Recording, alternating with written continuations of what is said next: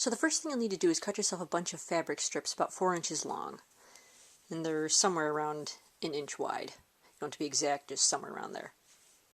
And if you want to give them a little added rustic charm, if you use something like flannel, you can rip the strips instead of cutting them so you have the frayed edges.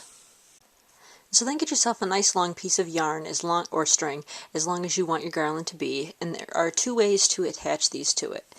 The one way is you can tie the strips directly onto your piece of yarn.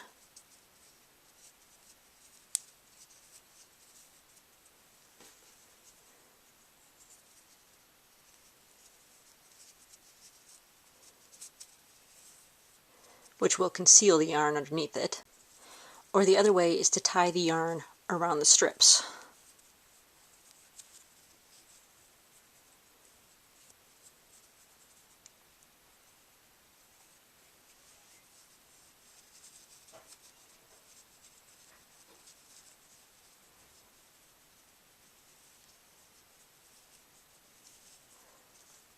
And that way you actually see the yarn, so that's actually the way I like doing it better, because I like the contrast of the yarn against the strips, so that's why I'm going to be doing it. And now you'll probably find it gets a little tricky to tie the knots after the first 2, so what you want to do is just roll up the other end of your yarn, and that'll make it nice and short. And it makes it a lot easier to just push it through the hole. And I've lost my strip. And just tighten that up around it. And so then you just keep going all the way down your strip of yarn, just attaching your strips to it.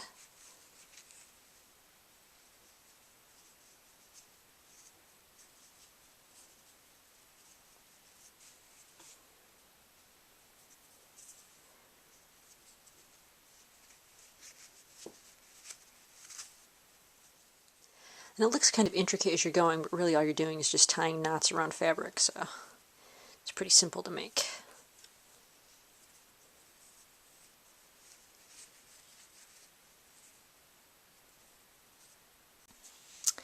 And so if you're using the method where you tie the string to the fabric, you're going to want to make sure that your initial piece of yarn is about twice as long as you want your garland, because all the knot tying shrinks it by about half.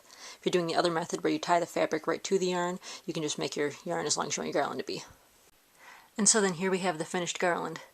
And you can do these on a black string with orange fabric for Halloween, or if you do plaid garlands, they work really nicely for Christmas.